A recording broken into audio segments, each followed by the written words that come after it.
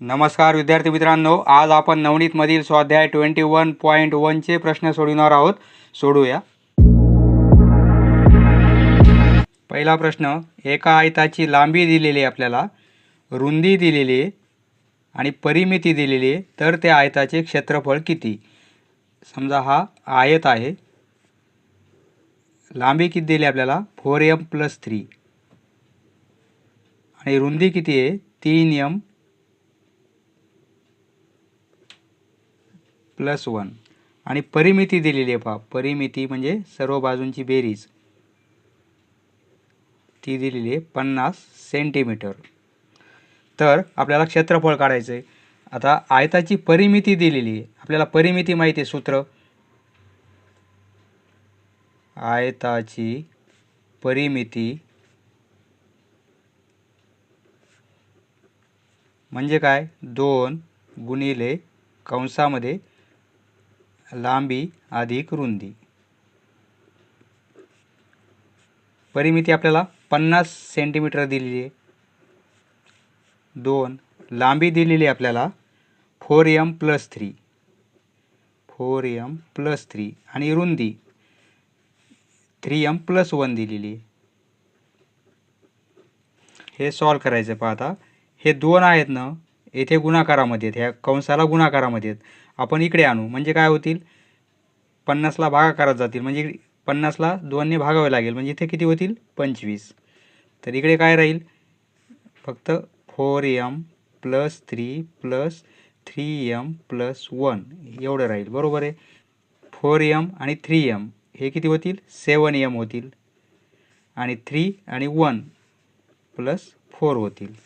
4 आपण या साईडला आणू म्हणजे काय मायनसमध्ये जातील, 25 मधून 4 मायनस होतील म्हणजे काय राहील 21 आणि इकडे काय राहील 7m. आता म्हणजे m ची किंमत काढता येईल, m = 21 हे 7 भागाकारामध्ये येतील, म्हणजे 7 × 7 7 × 21. m ची किंमत किती मिळेल आपल्याला 3 मिळेल. आता m ची किंमत काढली, यावरून आपल्याला लांबी आणि रुंदी किती आहेत हे काढता येतील. m ची किंमत किती आहे 3 आहे, म्हणजे लांबी किती आहे 4m+3 आहे, म्हणजे काय होईल m ची किंमत 3 आहे, म्हणजे 4 × 3 12 आणि हे 3 म्हणजे 15 होईल. ही काय होईल लेंथ होईल. आणि रुंदी किती आहे 3m+1 m ची किंमत 3 आहे, 3 × 3 9 आणि 1 10, ही काय होईल रुंदी होईल. बरोबर आहे. आता आयताचे क्षेत्रफळ काढता येईल आपल्याला, लांबी गुणिले रुंदी, लेंथ इंटू ब्रीथ, म्हणजे 150. युनिट आपल्याला सेंटीमीटर दिलेलं आहे, त्यामुळे चौरस सेंटीमीटर. 150 चौरस सेंटीमीटर म्हणजे पर्याय क्रमांक 3 आपला बरोबर आहे. नेक्स्ट, कोणत्या आकृतीची केवळ परिमिती दिली असता क्षेत्रफळ काढता येते? पहा, चौरस, उत्तर काय चौरस, कारण चौरसाची जर आपल्याला परिमिती माहीत असेल, समजा हा चौरस आहे आणि परिमिती माहीत आहे, त्यावरून आपल्याला बाजू काढता येते. चौरसाची परिमिती म्हणजे काय, चौरसाची परिमिती 4 गुणिले बाजू, परिमिती दिलेली किंमत, त्यावरून आपल्याला बाजू काढता येईल. मग बाजू माहीत झाली की त्याचं क्षेत्रफळ काढता येते आपल्याला, कारण चौरसाचे क्षेत्रफळ म्हणजे काय बाजूचा वर्ग, म्हणजे परिमितीवरून आपल्याला बाजू काढता येईल आणि बाजूवरून आपल्याला क्षेत्रफळ काढता येईल, म्हणजे पर्याय क्रमांक 4 आपला बरोबर आहे.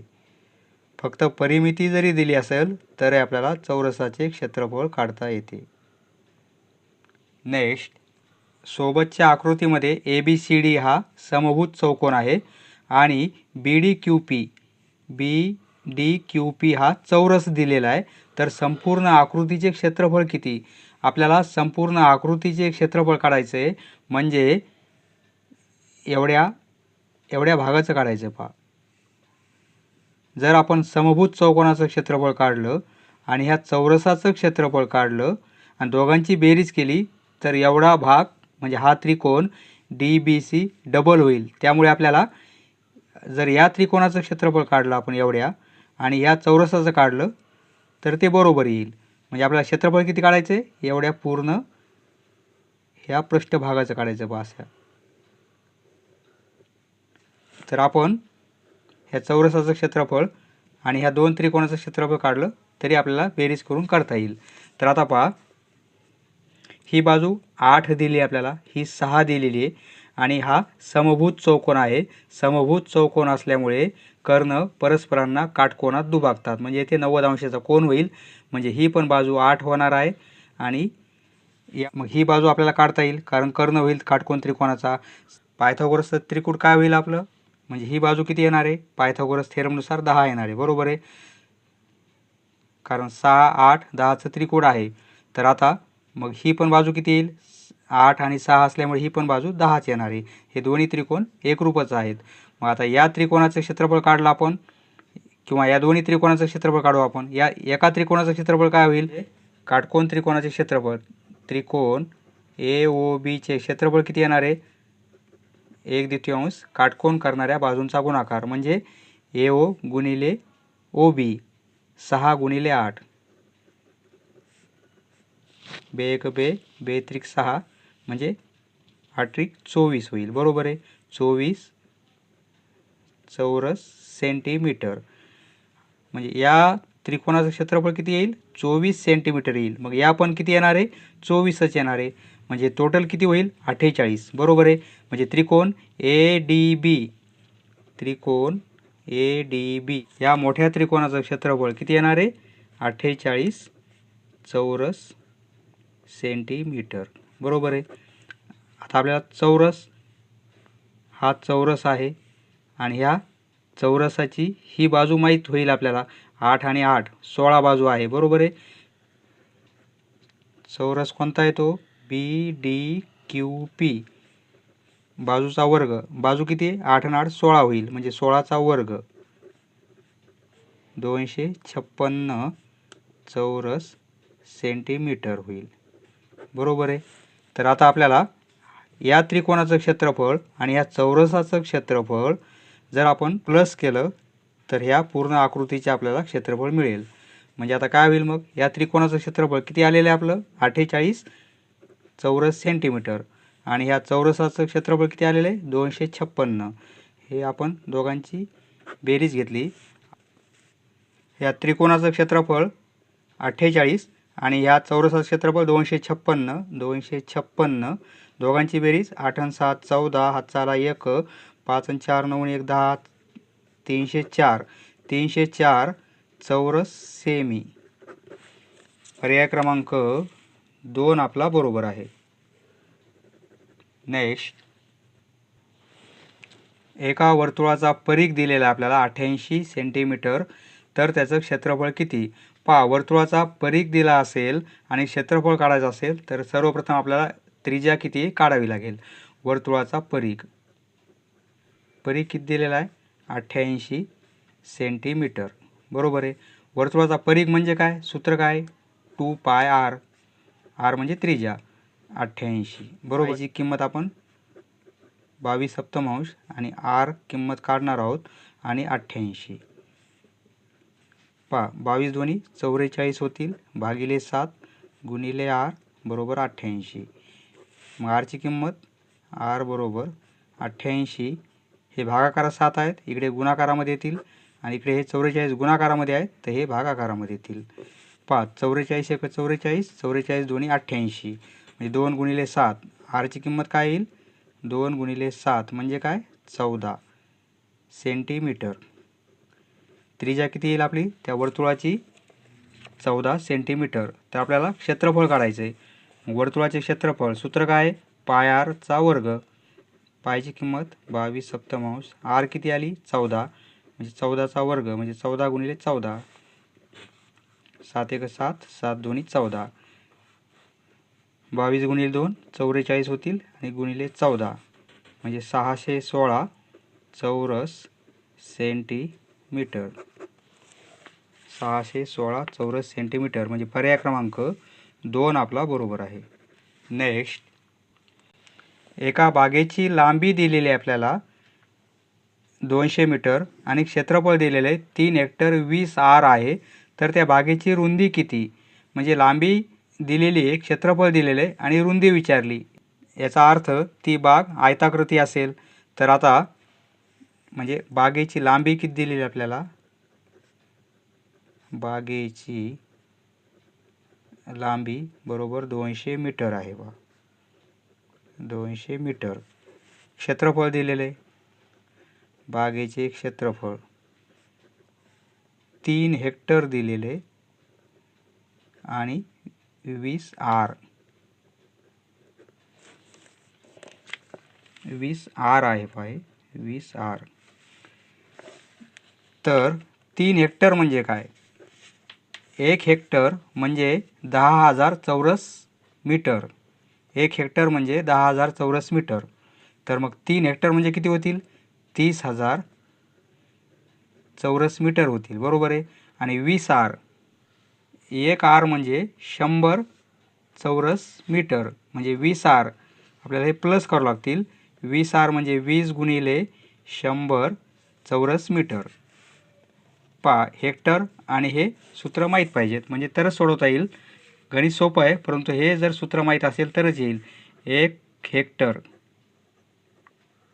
म्हणजे 10,000 चौरस मीटर होतात आणि 1 आर म्हणजे काय, 100 चौरस मीटर होतात. हे सूत्र माहिती पाहिजे. 3 हेक्टर आहेत, 1 हेक्टर म्हणजे 10,000, 3 हेक्टर म्हणजे 10 30,000 होतील. 20 आर, 1 आर म्हणजे किती, 100. तर 20 आर म्हणजे काय, 20 गुणिले 100. 30,000 प्लस हा गुणाकार येईल 2,000, ही बेरीज येणार आहे 32,000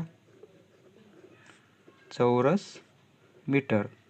म्हणजे क्षेत्रफळ किती दिलेलं आपल्याला, 32,000 चौरस मीटर. तर आता आयताकृती बाग आहे, आपल्याला रुंदी काढायची. आयताचे क्षेत्रफळ काय आहे, क्षेत्रफळ आपण आत्ताच काढलेले 32,000, लांबी दिलेली आपल्याला 200 मीटर, रुंदी काढायची आपल्याला. रुंदी किती, रुंदी काढू आपण. मग रुंदी बरोबर काय होईल, बागेची रुंदी बरोबर 32,000 भागिले 200 होतील. 0 0 कॅन्सल. 2ने 320ला आपण डिवाईड केलं तर 160. रुंदी किती येईल, 160 युनिट मीटर आहे आपल्याला, म्हणजे रुंदी किती येईल, 160 मीटर. म्हणजे पर्याय क्रमांक 2 आपला बरोबर आहे. नेक्स्ट, 18 सेंटीमीटर व 8 सेंटीमीटर, 18 सेंटीमीटर लांबी व 8 सेंटीमीटर रुंदी असलेल्या आयताची लांबी जर आपण 2/3 पट केली व रुंदी 3/2 पट केली तर त्याच्या क्षेत्रफळावर कोणता परिणाम होईल. समजा लांबी 18 सेंटीमीटर आणि रुंदी 8 सेंटीमीटर असताना आयताचे क्षेत्रफळ काय होणार आहे, आयताचे क्षेत्रफळ काय होईल, 18 सेंटीमीटर लांबी आणि रुंदी 8 सेंटीमीटर असताना किती होणार आहे, 18 8 144, बरोबर आहे, युनिट चौरस सेमी. आता आपल्याला काय सांगितलेलं आहे, आयताची लांबी 2/3 पट केली आणि रुंदी 3/2 पट केली, म्हणजे याच आयताचे म्हणजे नवीन आयताचे क्षेत्रफळ काय होईल पहा. लांबी 18 आहे तर आपल्याला किती करायची, 2/3 पट करायची आणि गुणिले रुंदी 8 आहे तर आपल्याला रुंदी किती वाढवायची, 8 मध्ये 3/2 पट करायची, बरोबर आहे. म्हणजे 2/3 आहे आणि हे 3/2 आहे, म्हणजे हे कॅन्सल होतात ना, कारण गुणाकार आहे. 2/3 याचा व्यस्त आहे 3/2, म्हणजे हे कॅन्सलच होतील, बरोबर आहे. म्हणजे 18 गुणिले 8 हे काय राहील, 18 गुणिले 8च राहील, म्हणजे 18 8 144. येथे किती आलेलं आहे, 144. येथे पण किती आहे, 144 सेंटीमीटर, म्हणजे काही बदल होत नाही, म्हणजे क्षेत्रफळ तेवढेच राहील. म्हणजे पर्याय क्रमांक 1 आपला बरोबर आहे. नेक्स्ट, एका सभागृहाची लांबी 20 मीटर व रुंदी 17 मीटर आहे. समजा एक असं सभागृह आहे आयताकृती तर लांबी 20 मीटर आहे पहा, आणि रुंदी किती आहे 17 मीटर. त्या सभागृहात अर्धा मीटर बाजू असलेल्या चौरसाकृती फरशा बसवायच्या आहेत, तर अशा किती फरशा लागतील? पहा 20 मीटर लांबी आहे, याचा अर्थ काय होतो? 1 मीटरच्या या लाईनमध्ये 20 फरशा बसतील. समजा ही पहिली फरशी ही 1 मीटरची आहे, तर आपल्याला काय विचारलं आहे? अर्धा मीटर बाजू, ही टोटल 1 मीटरची फरशी आहे, म्हणजे लांबी आणि रुंदी 1 मीटर आहे. अर्धा मीटर जर करायचं असेल आपल्याला, म्हणजे हे अर्धा मीटर होईल आता, आणि हे पण अर्धा होईल, बरोबर आहे. म्हणजे एका फरशीचे आपल्याला किती तुकडे होतात? 4 समान भाग होतात. मग अशा किती फरशा लागतील आपल्याला? किती फरशा लागतील म्हणजे हे क्षेत्रफळ काय होईल? याच्यात चौपट होणार आहे. आता या आयताचं क्षेत्रफळ किती येणार आहे? 20 गुणिले 17, बरोबर आहे. म्हणजे किती होईल? 17 दोन्ही 34, म्हणजे 340 होईल. लांबी गुणिले रुंदी 17 गुणिले 20 म्हणजे 340 चौरस मीटर होईल. परंतु येथे काय होते? एका फरशीचे 4 तुकडे झालेले आहेत, म्हणजे फरशा किती लागतील? 1 मीटरच्या 340 लागतील फरशा आपल्याला, परंतु एका मीटरमध्ये येथे 4 समान फरशा झालेल्या आहेत, त्यामुळे याला 4ने आपल्याला गुणावे लागेल. 4 चौक 16, हाताला 1, 4 त्रिक 12 आणि 1 13, म्हणजे 1360 आपल्याला फरशा लागतील. अर्धा मीटरच्या 1360 लागतील. फक्त एक लक्षात ठेवायचं, एका मीटरमध्ये हे मीटरमध्ये दिलेलं आहे, आणि अर्धा मीटर जर विचारले असतील फरशा, तर एका फरशीचे 4 समान भाग होतात. अर्धा मीटर असे 2 करून नाही जमणार, तर 4 होतात. पर्याय क्रमांक 1 आपला बरोबर आहे. नेक्स्ट,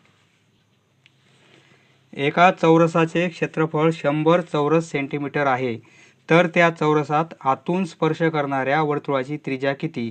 समजा हा चौरस आहे, आणि या चौरसामध्ये आतून स्पर्श करणारे हे वर्तुळ आहे, तर या वर्तुळाची त्रिज्या किती हे आपल्याला काढायचं, म्हणजे एवढं अंतर किती असेल ते काढायचं आहे. ह्या चौरसाचे आपल्याला क्षेत्रफळ दिलेले आहे 100 चौरस सेंटीमीटर. जर आपल्याला चौरसाचे क्षेत्रफळ माहीत असेल तर बाजू काढता येते, कारण चौरसाचे क्षेत्रफळ म्हणजे काय? बाजूचा वर्ग, बरोबर आहे. क्षेत्रफळ किती दिले आपल्याला? 100 दिलेले, म्हणजे काय? बाजूचा वर्ग. म्हणजे बाजू किती निघेल? 10 निघेल, वर्गमूळ घ्यावं लागेल. बाजू 10 सेंटीमीटर येईल. युनिट आपल्याला सेंटीमीटर आहे, म्हणजे बाजू 10 सेंटीमीटर आहे. ही 10 बरोबर आहे. म्हणजे ही बाजू 10 आहे, म्हणजे व्यास पण किती असणार आहे? 10च असणार आहे. हा व्यास पण किती आहे? 10 आहे. हा व्यास 10 आहे, म्हणजे त्रिज्या किती येईल? व्यासाची अर्धी म्हणजे 5. एवढं अंतर किती येणार आहे? हे त्रिज्येचं 5 येणार आहे. म्हणजे पर्याय क्रमांक 1 आपला बरोबर आहे. एका अर्धवर्तुळाची परिमिती 108 सेंटीमीटर आहे, तर अर्धवर्तुळाचे क्षेत्रफळ किती? पहा, अर्धवर्तुळाची परिमिती दिलेली आहे, तर अर्धवर्तुळाचे क्षेत्रफळ काढायचे आहे. 108 सेंटीमीटर दिलेली आहे आपल्याला. पाय आर प्लस 2r हे सूत्र आहे. पहा, अर्धवर्तुळाची परिमिती म्हणजे पाय आर प्लस 2r. अर्धवर्तुळ कसं असते? याप्रमाणे असते, बरोबर आहे. पूर्ण वर्तुळाचं क्षेत्रफळ आपल्याला माहीत आहे 2 पाय आर आहे, परंतु हे किती आहे? अर्धच वर्तुळ आहे, म्हणून आपण 2ने भागणार. हे 2 2 कॅन्सल होतील, म्हणजे पाय आर हे पाय आर, बरोबर आहे. आणि हा डायमीटर आहे. डायमीटर म्हणजे काय? 2r. त्यामुळे अर्धवर्तुळाची परिमिती सूत्र कसं आहे? पाय आर प्लस 2r बरोबर 108. तर यावरून आपल्याला काय करावे लागेल? त्रिज्या काढावी लागेल, आणि त्रिज्येवरून मग अर्धवर्तुळाचं आपल्याला क्षेत्रफळ काढता येईल.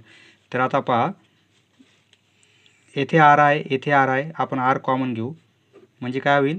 पाय प्लस 2 होईल. कॉमन घेतला, येथे पाय राहील, येथे फक्त 2 राहतील, बरोबर 108. आता आर पायची किंमत 22 सप्तमांश घेऊ आपण, आणि प्लस 2 बरोबर 108 आर. आता येथे काहीच नाही, छेद म्हणजे एक समजू आपण, आणि तिरपा गुणाकार करू. 22 1 22, 7 2 14, आणि 7 1 7. बरोबर आहे, 108. आर 22 आणि 14 36 होतील, भागिले 7 बरोबर 108. यावरून आरची किंमत काय येईल? Therefore r equal to 108. हे 7 भागाकारात आहेत, इकडे गुणाकारामध्ये येतील. हे 36 येथे गुणाकारामध्ये आहेत, इथे भागाकारामध्ये येतील. 108ला 36ने भाग जातो पहा. 36 एक 36, 36 त्रिक 108. म्हणजे आरची किंमत किती येईल? 3 गुणिले 7. आर इक्वल टू 3 गुणिले 7 बरोबर 21. म्हणजे आर बरोबर 21 सेंटीमीटर. त्रिज्या मिळाली आपल्याला 21 सेंटीमीटर. मग अर्धवर्तुळाचे क्षेत्रफळ, अर्धवर्तुळाचे क्षेत्रफळ, अर्धवर्तुळाचे क्षेत्रफळ, पूर्ण वर्तुळाचे क्षेत्रफळ किती असते? पाय आरचा वर्ग. बरोबर आहे, आपल्याला अर्धच पाहिजे म्हणून आपण 2 भागणार. आता पहा, पायची किंमत 22 सप्तमांश, आर आत्ताच काढली आपण 21, 21चा वर्ग आहे म्हणून आपण 2 वेळेस गुणाकारामध्ये लिहिणार. 21 गुणिले 21 आणि भागिले 2 आहेत. पहा, 7ने 21ला भाग देता येईल. 7 एक 7, 7 त्रिक 21, 22 त्रिक 66 होतील, गुणिले 21 आणि भागिले 2. आता 2ने 66ला आपण डिवाईड करू म्हणजे काय होईल? 33 होतील. बरोबर आहे, 33 गुणिले 21, 33 गुणिले 21, 33ला 21 त्रिक 63, हातचे आले 6, 21 त्रिक 63 आणि 6 म्हणजे 69, 693. हे काय? युनिट सेंटीमीटर आहे. क्षेत्रफळ असल्यामुळे चौरस सेंटीमीटर किंवा सेंटीमीटर स्क्वेअर. 693 म्हणजे पर्याय क्रमांक 4 आपला बरोबर आहे. नेक्स्ट, आयताची परिमिती दिलेली 56 सेंटीमीटर, लांबी पण दिलेली 10 सेंटीमीटर. तर आयताचे क्षेत्रफळ आपल्याला किती आहे ते काढायचं आहे. पहा, आयताची परिमिती आपल्याला किती दिलेली आहे? 56 सेंटीमीटर आहे.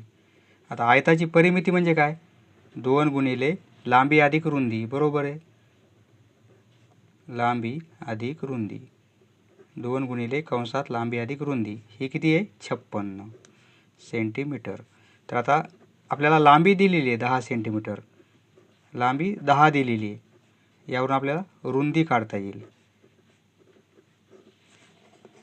कारण आयताचे क्षेत्रफळ काढण्यासाठी आपल्याला लांबी आणि रुंदी माहीत पाहिजे. लांबी दिलेली आहे, आता रुंदी काढू, नंतर लांबी आणि रुंदीचा गुणाकार घेऊ आपण. 2 येथे कंसाला गुणाकारामध्ये या साईडला पास करू म्हणजे काय होईल? भागाकारात जातील. म्हणजे येथे काय राहील? 10 अधिक रुंदी बरोबर 56 भागिले 2 होईल.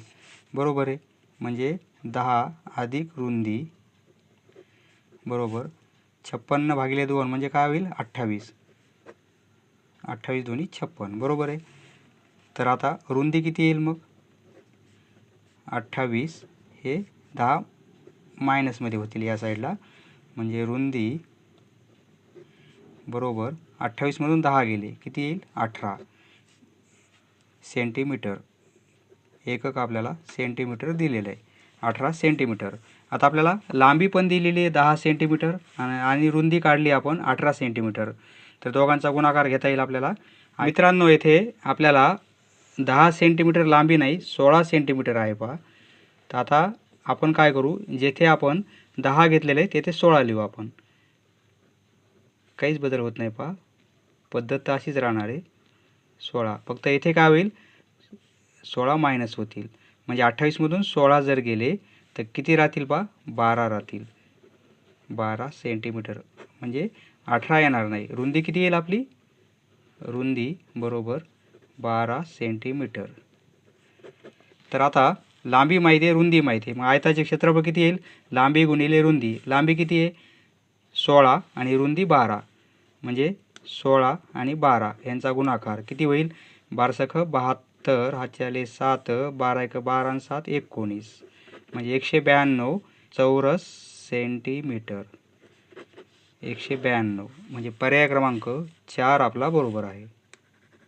नेक्स्ट, एका खोलीला चौरसाकृती 400 फरशा बसवल्या आहेत. समजा ही एक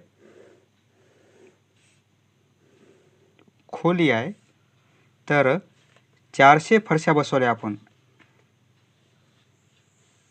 वेगवेगळ्या अशा आपण 400 फरशा बसवल्या त्याच्यात. समजा ह्या 400 फरशा झालेल्या आहेत सगळ्या आता ह्या. तर प्रत्येक फरशीची बाजू निम्मी केली आपण. पहा, समजा ही एक फरशी आहे ना, या फरशीची आपण निम्मी केली.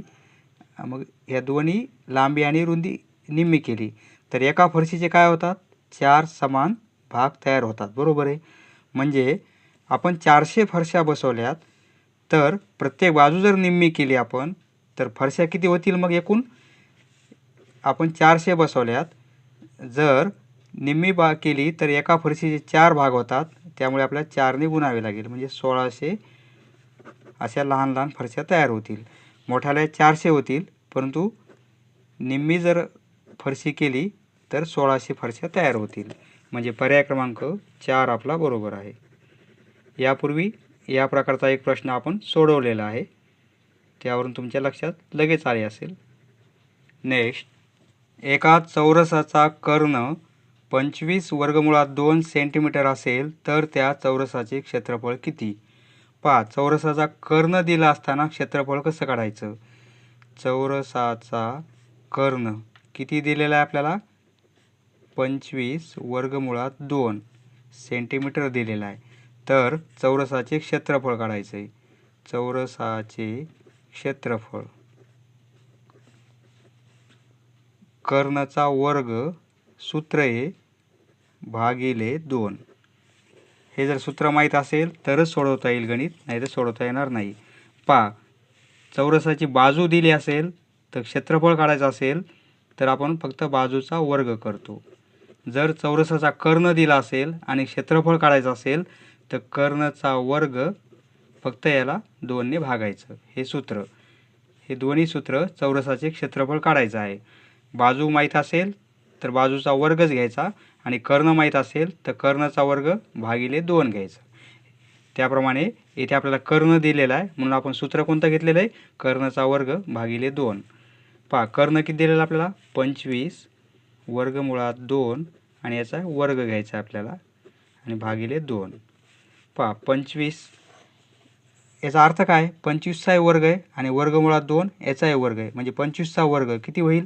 625 होईल. आणि वर्गमुळात 2 याचा वर्ग म्हणजे वर्गमुळात 2 याचा वर्ग म्हणजे काय? वर्गमुळात 2 गुणिले वर्गमुळात 2. बरोबर आहे. वर्ग असल्यामुळे तीच संख्या आपण 2 वेळेस लिहिलेली. आता पहा, 2 गुणिले 2 म्हणजे वर्गमुळात 4 होतील. म्हणजे 4चं वर्गमूळ किती? 2. म्हणजे वर्गमुळात 2 वर्ग आहे आणि वर्गमूळ आहे, तर उत्तर काय येईल? तीच संख्या येईल. म्हणजे 2च आलेलं आहे. म्हणजे याचं उत्तर काय येईल? वर्गमुळात 2चा वर्ग म्हणजे फक्त 2 येईल आणि भागिले 2. हे 2 2 कॅन्सल होतील, तर उत्तर काय येईल? 625 चौरस सेंटीमीटर. 625 पर्याय क्रमांक 1 आपला बरोबर आहे. नेक्स्ट, 44 सेंटीमीटर परिघ असलेल्या चौरसाचे क्षेत्रफळ. समजा एक चौरस आहे हा. या चौरसाची परिमिती किती आहे पहा? परिमिती 44 सेंटीमीटर आहे. चौरस आहे, परिमिती 44 आहे, म्हणजे प्रत्येक बाजू किती असेल? 11ची असेल. बरोबर आहे. कारण चौरसाची परिमिती म्हणजे 4 गुणिले बाजू आणि चारही बाजू समान असतात चौरसाच्या, म्हणजे प्रत्येक बाजू किती येईल? 11 सेंटीमीटरची येणार आहे. तर आता मग या चौरसाचे क्षेत्रफळ काय होईल? बाजू माहिती आहे आपल्याला 11 आहे, म्हणजे क्षेत्रफळ काय होईल? चौरसाचं क्षेत्रफळ किती येईल? बाजूचा वर्ग म्हणजे किती येणार आहे? 121. 11चा वर्ग 121 चौरस सेंटीमीटर. बरोबर आहे. या चौरसाचं क्षेत्रफळ किती येणार आहे? 121 चौरस सेंटीमीटर. आता 44 सेंटीमीटर परिघ असणाऱ्या, समजा हे एक वर्तुळ आहे आणि ह्या वर्तुळाचा परिघ किती आहे? 44 सेंटीमीटर आहे. पूर्ण परिघ म्हणजे ही बाउंड्री, पूर्ण अंतर, असं गोलाकार पूर्ण अंतर म्हणजे काय? परिघ म्हणजे काय? 2πr हा दिलेला आहे आपल्याला 44 सेंटीमीटर. तर या वर्तुळाचं क्षेत्रफळ काढायचं आपल्याला.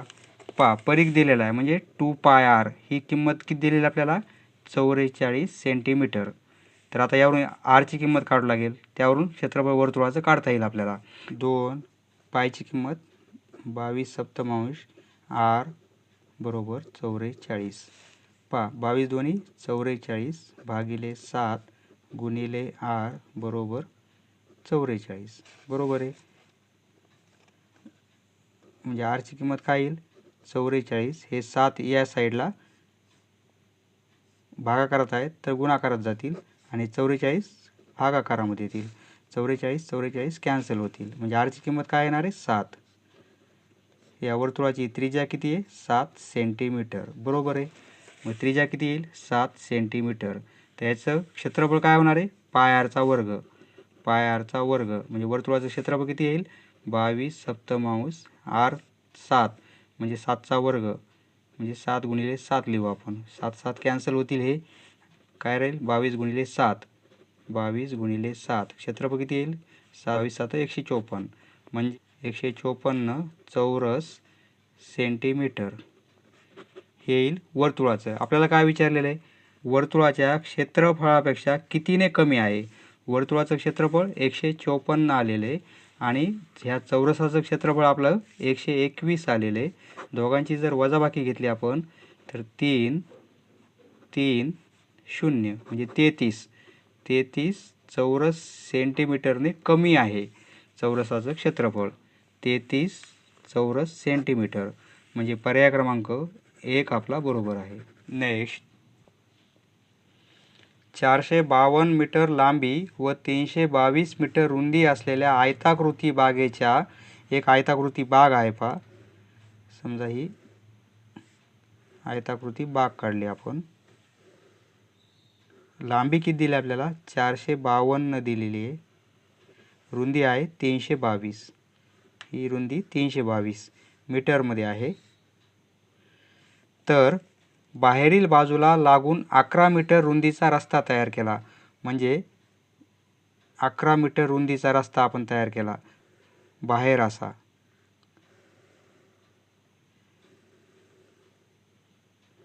तर त्या रस्त्याचं क्षेत्रफळ किती म्हणजे ह्या रस्त्याचं क्षेत्रफळ किती आहे हे आपल्याला काढायचं आहे. पहा या रस्त्याचं क्षेत्रफळ किती आहे. तर आता हा पण आयत तयार होणार आहे आणि आयताचे क्षेत्रफळ काढण्यासाठी आपल्याला लांबी आणि रुंदी माहीत पाहिजे. आता एवढं अंतर माहिती आहे आपल्याला 452 आहे. बरोबर आहे. आणि 11 मीटर रुंदीचं आहे म्हणजे ही रुंदी किती आहे 11 मीटर आहे. ही रुंदी 11 मीटर आहे म्हणजे ही पण 11 मीटर आहे. हे टोटल अंतर 452 आहे म्हणजे हे पण किती होईल 11 मीटर होईल. रुंदी 11 मीटर म्हणजे ही लांबी किती होईल. पहा या रस्त्याची लांबी हे अंतर किती होणार आहे हे 11 452 आणि 11 म्हणजे 11 प्लस 452 प्लस 11 म्हणजे किती होतील 11 दुनी 22 452 प्लस 22 म्हणजे 2 2 4 5 2 7 आणि 4 474 होईल. 474 लांबी किती होईल 474.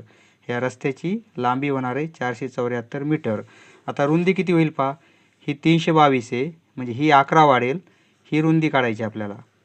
तर ही 322 आहे मधल्या आयताची रुंदी आहे ही 322. हे 11 वाढतील हे 11 वाढतील आणि हे 322 म्हणजे काय येईल 322 प्लस 11 प्लस 11 म्हणजे काय होईल 11 2 22 आणि हे 22 म्हणजे 344 होईल. पहा ही काय होईल रुंदी होईल 344 रुंदी होईल. आपल्याला काय विचारलेलं आहे या पूर्ण रस्त्याचं क्षेत्रफळ काढायचं आहे. त्यासाठी या मोठ्या आयताचं क्षेत्रफळ आणि या छोट्या आयताचं क्षेत्रफळ मोठ्यामधून छोट्या आयताचं क्षेत्रफळ आपल्याला वजा करावे लागेल. म्हणजे रस्त्याचं क्षेत्रफळ किती येणार आहे रस्त्याचे क्षेत्रफळ